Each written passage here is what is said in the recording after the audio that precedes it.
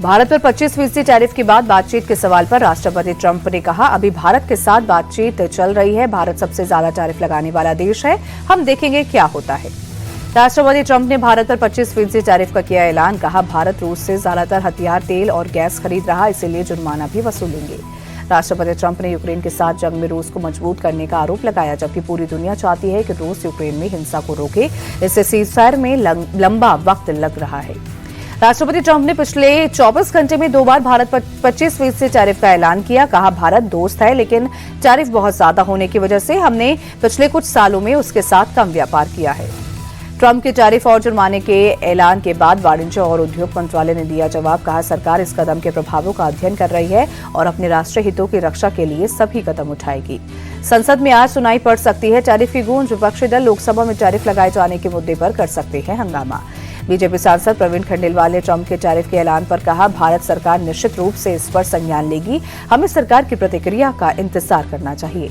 आम आदमी पार्टी सांसद संजय सिंह ने ट्रंप के टैरिफ के ऐलान को बताया भारत का अपमान। कहा, पीएम मोदी को इसका कड़ा विरोध करना चाहिए और अपना अगला कदम स्पष्ट करना चाहिए। कांग्रेस सांसद जयराम रमेश ने कसातंज कहा, तारीफ में टैरिफ लग गया, हमें दोस्ती से क्या मिला, देश के लिए ये बहुत बड़ा धक्का है। कांग्रेस सांसद दिग्विजय सिंह ने टैरिफ को बताया ट्रंप का राजनीतिक हथियार। कहा, टैरिफ का इस्तेमाल करके सभी देश को धमका रहे हैं, पीएम मोदी को इस पर ध्यान देना चाहिए। कांग्रेस सांसद इमरान प्रतापगढ़ी ने ट्रंप के टैरिफ के ऐलान को बताया भारत की विदेश नीति और कूटनीति की नाकामी। कहा, देश को 25% टैरिफ का तोहफा दिया है सरकार ने। आज दोपहर 1 बजे पीएम आवास पर होगी केंद्रीय कैबिनेट की बैठक। पीएम मोदी करेंगे अध्यक्षता।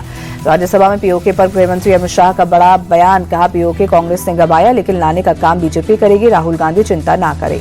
अमित शाह ने पूछा, 1971 युद्ध के जीतने के बाद पीओके क्यों नहीं लिया? इंदिरा चाहती तो पाक अधिकृत कश्मीर हमारा होता, मैं होता तो देश के बंटवारे पर दस्तखत नहीं करता। गृहमंत्री अमित शाह ने कहा, ऑपरेशन सिंदूर युद्ध नहीं, आतंकवाद पर भारत का जवाब। पहली बार आतंकवाद के दिल पर प्रहार किया।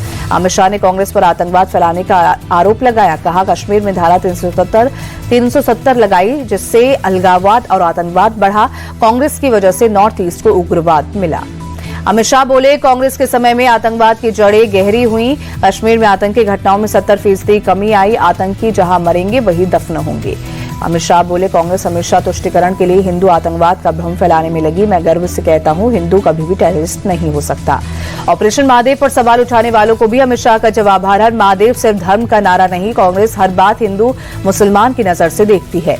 राज्यसभा में जेपी नड्डा ने ऑपरेशन सिंदूर पर दिया जवाब। कहा, पहलगाम आतंकी हमला किसी को बर्दाश्त नहीं, जो सरकार समय से एक्शन ले वो जरूरी। जेपी नड्डा बोले, ऑपरेशन सिंदूर पर सवाल उठाने वाले खुद अपने अंदर झांके, वो हमें गोलियों से भूनते रहे और हम बिरयानी खिलाते रहे।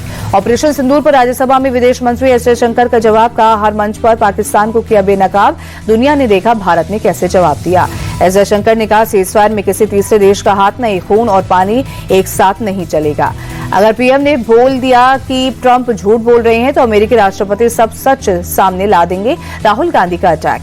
पहलगाम हमले पर यूएनएससी की रिपोर्ट से बड़ा खुलासा। लश्कर के बिना ये अटैक संभव नहीं था। टीआरएफ ने 2 बार हमले की जिम्मेदारी ली। बिहार में रक्षाबंधन के बाद इंडिया गठबंधन की होगी बड़ी रैली। आरजेडी नेता तेजस्वी यादव ने किया ऐलान। तेजस्वी यादव ने कहा, यात्रा में राहुल गांधी भी रहेंगे साथ। 9 प्रवमंडल करेंगे कवर। तेजस्वी यादव ने बिहार सरकार पर साधा निशाना। कहा, डबल इंजन सरकार का एक इंजन अपराध में और दूसरा भ्रष्टाचार में लगा। 29 सितंबर 2008 को रमजान के दौरान मालेगांव के भीकू चौक पर हुआ था ब्लास्ट। विस्फोट में 6 लोगों की गई थी जान, 100 से ज्यादा लोग हुए थे घायल। इस ओर नासा का joint NISAR mission launch. Andhra Pradesh के श्रीहरिकोटा से लॉन्च हुआ मिशन धरती की हाई रिवॉल्यूशन फोटो भेजेगा। निसार मिशन लॉन्च होने पर केंद्रीय मंत्री जितेंद्र सिंह बोले, कुदरती आपदाओं के मैनेजमेंट में ये गेम चेंजर होगा।